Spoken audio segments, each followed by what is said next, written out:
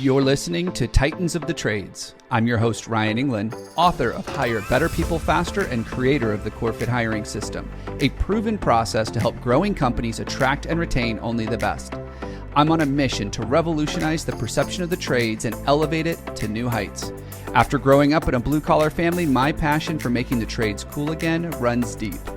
If you're a titan in the industry and want to be on my show, stick around until the end and I'll reveal how you can be my next guest.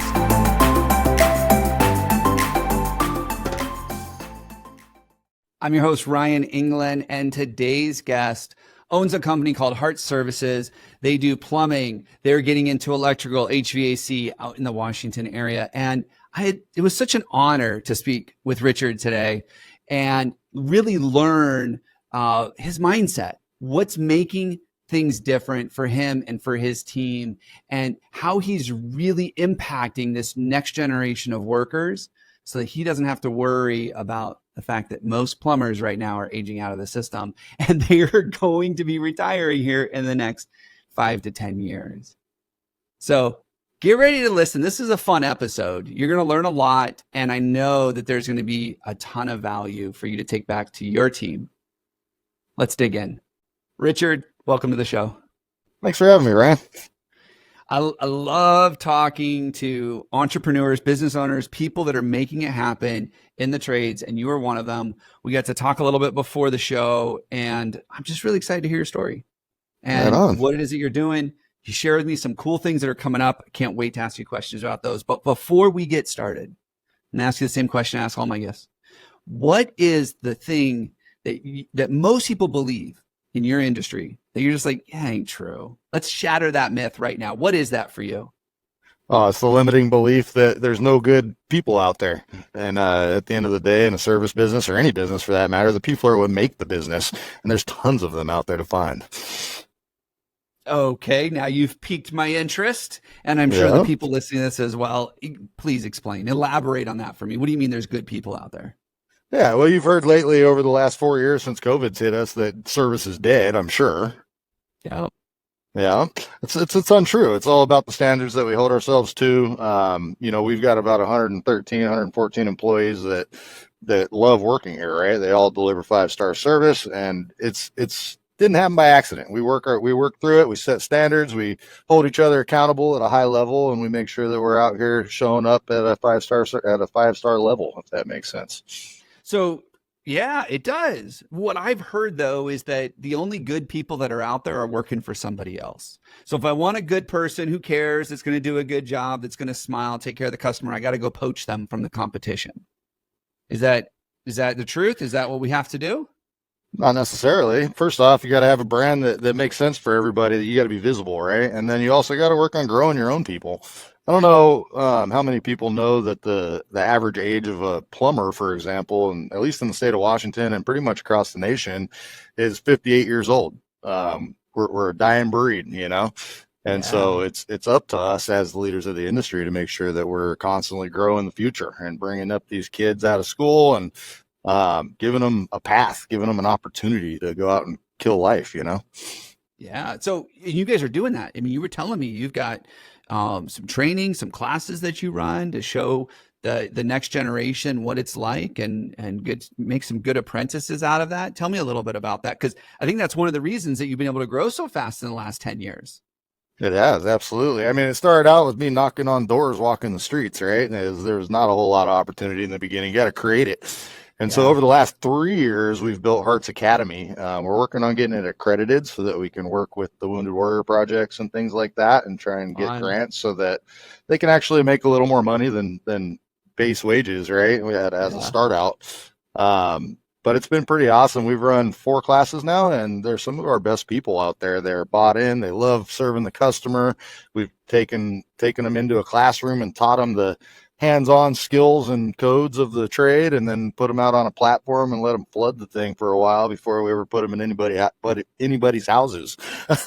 I love that. And, that aligns with our philosophy in the work that we do, is that you hire someone for the behaviors, for the culture fit, for their attitude, for their mindset, Yep. teach them the skills that you need to teach them. Because the reality is you can teach plumbing skills. What you can't teach is how to smile to a customer. You just can't do it. That's right. And so, That's right.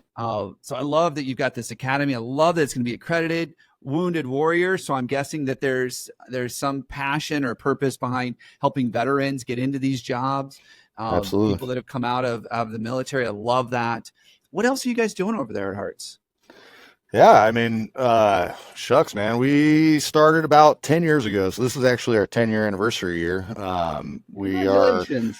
Thank you. It's pretty cool feeling. They say most businesses fail in the first 10 years. Well, we smashed that one. So yeah, we're recently working towards acquisitions and kind of bringing in some of these smaller tuck-in companies and really pushing forward to take over. There's a lot of platforms out there right now, and a lot of people, I don't want to say selling out, but more so selling in, meaning they're staying in their businesses, but they're getting the backing from the bigger players, right? Yeah. And so we've talked to quite a few of these guys, and for us, it's like, well, we don't really want to join them. We want to be them, right? So let's go and help find the people that don't want to deal with it anymore. As we were talking before the show, like some people just want to do the work. They don't really want to lead the people or grow the organization to be something that's a monster, right? For me, it's all about the service level, right? Unfortunately, there's a lot of bad juju out there around service companies to the consumer, and it's not true necessarily. Are they out there? Sure, but it ain't all of us, right? Our goal is to create high value with a goal of just peace of mind, right? Like, let's get in your home, let's make sure you're taken care of, let's make sure that you don't have to call me again for another 10, 15 years, Yeah. Not everybody thinks that way, and so it kind of leads down a wrong path to the consumer that isn't what we want. We want everybody to be happy to call a plumber, but the reality is nobody wakes up and wants to call the plumber or the electrician or any of us, right? Very rarely is it like, hey, I'm finally ready to improve the home. It's like, no, something's broken. I have this little thing that I believe, and I saw it a long time ago. You mentioned that the service trades really just do not have a lot of good vibes with the community, with the customer. And the unfortunate thing is, I love your tagline. Like, what's your tagline? We care more, right? That's your tagline. Absolutely. I love that. You know how many plumbing companies have a tagline that is a dig on other plumbers? Yeah. Like, we're the how many? I'm not sure. Yeah, we're not the Melvins. Like, when I was in Phoenix, there were all these plumbing companies that all these taglines that were basically saying the reason we're better is because we're not them. Right. And I've seen that happen, and I don't know what it is. Plumbers are probably the worst, but HVAC electricians, you always all do it, where you think that the way to stand out in the consumer's mind is to bash the industry. Yeah. Like, take the stereotype and just let's just dig into it more. And it's no wonder that kids and parents of these kids don't want to be in the trades. Yeah, totally. The thing is, and I love this, maybe you do it. I know you say sewer and drain on your website and everything else, but my understanding is, correct me if I'm wrong, but going home stinky because you're sledging through human waste is such a small part of being a plumber. Very true. Very true. We have this reality, isn't it? That's what we do. Yeah. Yep, absolutely. Nobody really wants to do it. I know. I remember before I was a plumber, taking the trips to the hardware store to try and help out somebody or whatnot. And just the sheer frustration of like, I forgot that one thing. And back and forth. And I see customers do this all the time, right? Until they hit the wall and they call us. And I think that's one of the most satisfying things. I tell all our people all the time, it's like, we're modern day superheroes, man. Like, we get to go out. We get to go out and serve these folks that are frustrated or dealing with something that they don't want to deal with in their homes. And it's pretty awesome at the end of the day when you get to help them solve their problem and walk away with a smile and a handshake or even sometimes a hug, Yes, no, I get it. And, I consider myself pretty handy, so I do a lot of little plumbing stuff around the house. But every once in a while, I know when I'm in over my head and I call a plumber. And I can't tell you how many times I've been so disappointed by the quality of person that's shown up. Like Yep. they don't respect themselves. They don't take care of my home. They don't do those things. That's not happening over at Hearts. Is that right? And that's right. We show up in a clean van, fully stocked, put on shoe covers before we enter the home. We actually follow a customer service process, right? So like we're not even gonna come in without asking. And then we're gonna get real clear on what we gotta do and where we gotta be in the home before we just start wandering around. Um, I'm obviously a plumber, so I haven't called a plumber, but Comcast is a great example. Maybe I should say cable company. I've had them out a few times and have the same feeling that you're talking about there, where it's like, man, what's happening here? Like, what are you doing, man? Well, can't you explain to me before we go any further? And then all of a sudden you get an $800 bill and you're like, what the hell's going on? We follow a process basically to make sure that we're in line with the customer's needs and satisfaction needs in their home. We run what we call an agenda basically. So when we show up at the door, we let them know exactly how that call is going to go so that there's no surprises. At the end of the day, I think one of the biggest reasons people get frustrated is that they don't really know what's going to happen. And so it can be highly, what do you call it? Frustrating, but what's the new thing these days the kids get? Anxiety? Yeah, there you go. Well, it's like going to the mechanic, right? Like I go to the mechanic. Is this going Yeah, to be a $60 repair? No, it's 120 now. That's the minimum. Is it going to be a $120 repair or a $1,200 repair? I don't know. right. It's always that Absolutely. uncertainty. So, how do you find people to do that though? Like, it's one thing to say, "Hey, we're going to wear boot covers," and it's Yeah. another thing for that technician to actually go out there when he knows he's not being watched, when he knows hmm the boss isn't around, to actually want to wear boot covers. Like, how do you find people that want to do that? How do you train them to have that mindset of caring about the customer's home? What are you guys doing that's different? Yeah, I mean, anybody we bring in from outside of the company that has the experience, we have them through a two week onboarding process, right? And if for some reason that they're not catching on, we hold them in longer and we make sure we train thoroughly. Mm. For the kids coming out of the academy, I mean, they're in training for a year before they ever get to go anywhere by themselves. Um, and even at that point, they're actually not allowed to do the work. They're only allowed to show up and do the home inspections, right? So making sure that they're providing the value without any pricing or any repairs, just to show up and be awesome, you know? And then they Wow. earn their way into the opportunity to actually be able to do the work and give out the pricing and do the whole routine. So it's a vetted process. You got to make sure that the right person's in the right seat in the company. And sometimes not everybody's a fit, and that's just what it is, and that's okay, you know? Yeah, so they got to make it through a vetted process.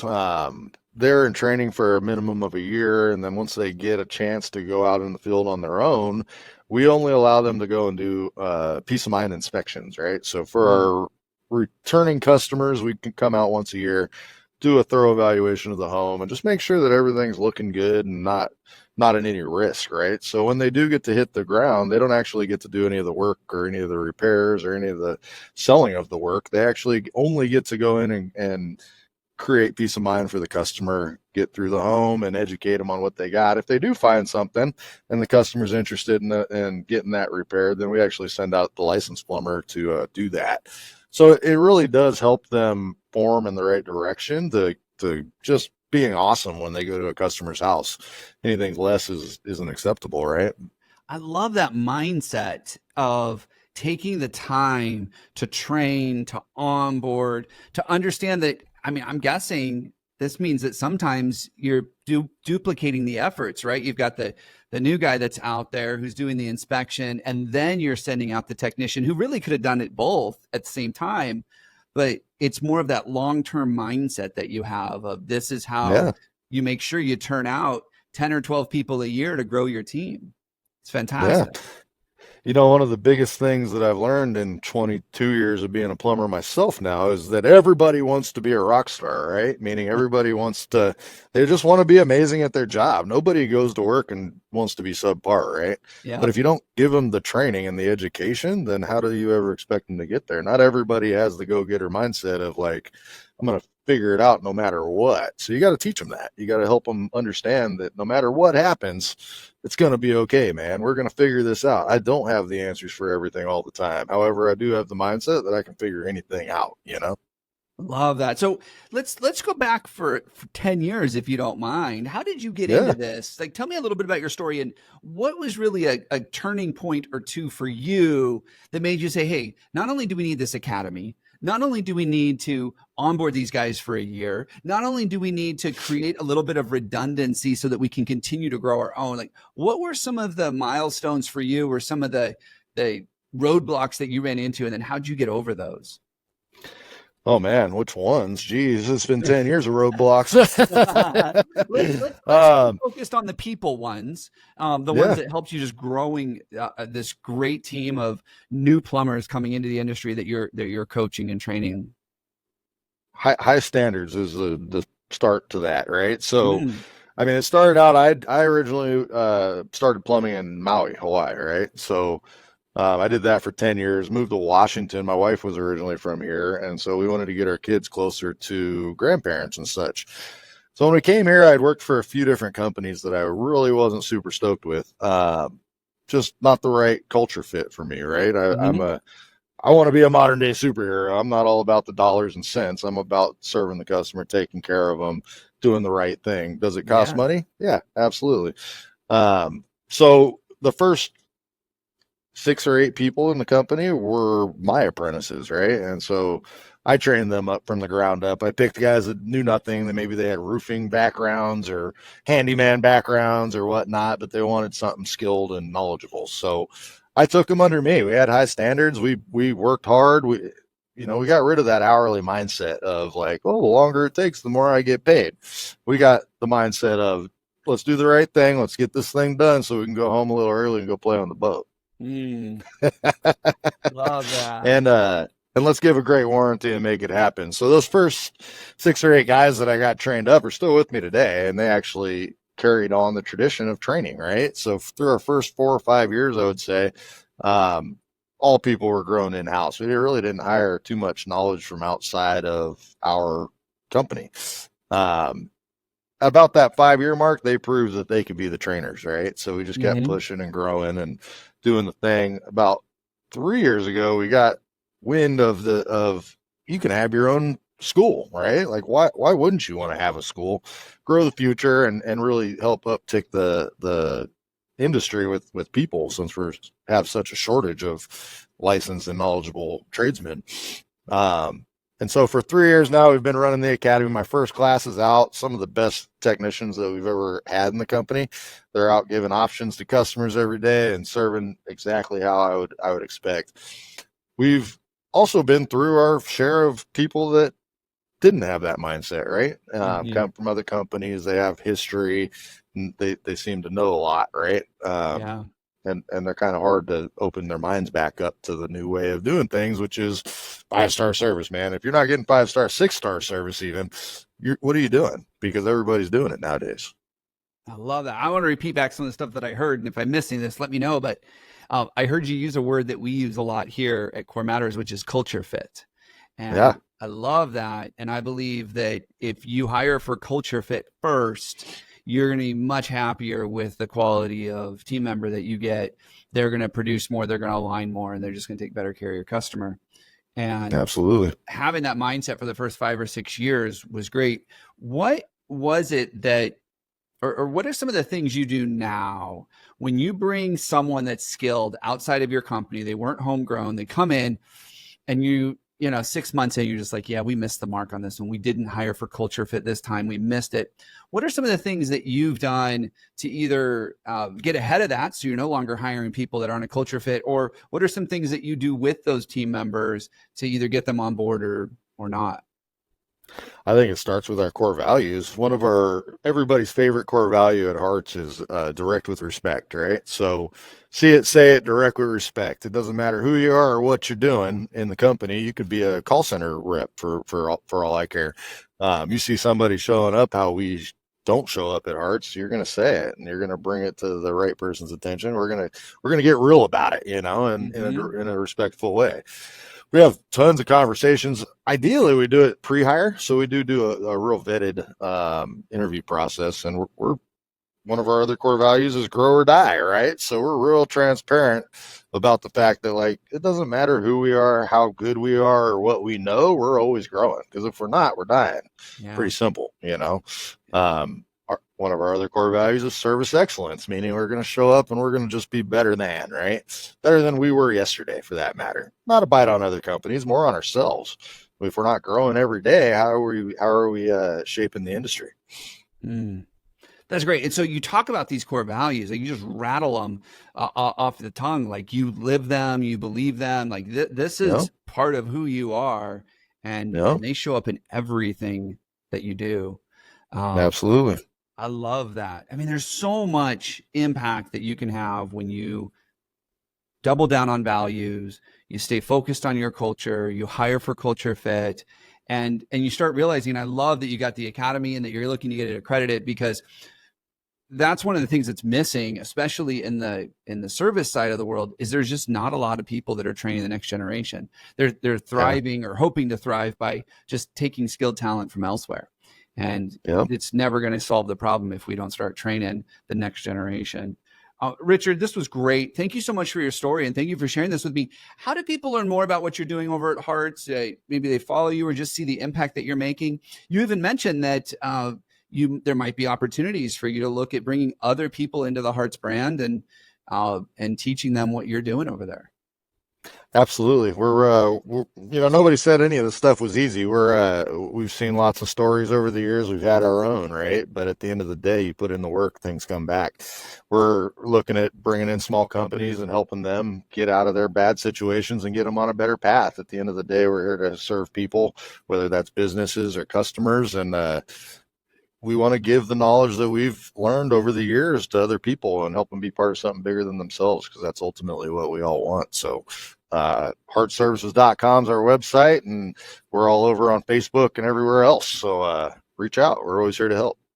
Thank you so much, Richard. I love what you're doing for the community and for the industry as a whole. Thanks for being my guest today. Yeah, thank you, Ryan.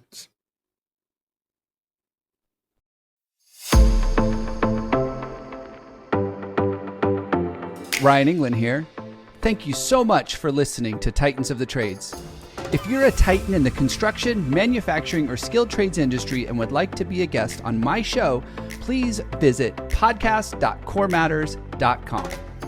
If you found value in this interview, would you share this episode on social media? Just do a quick screenshot on your phone and share it with a friend or post it on social. And if you know someone that would be a great guest, tag them on social media to let them know about the show and include the hashtag Titans of the Trades. I love seeing your posts and guest suggestions. We are regularly putting out new episodes and content. To make sure you don't miss any episodes, click the subscribe button. Your thumbs up, ratings, and reviews go a long way to help promote the show and get me one step closer to solving the labor crisis facing the industry. Want to know more about how we're doing that? Go to our website or follow me on LinkedIn. Thanks for listening.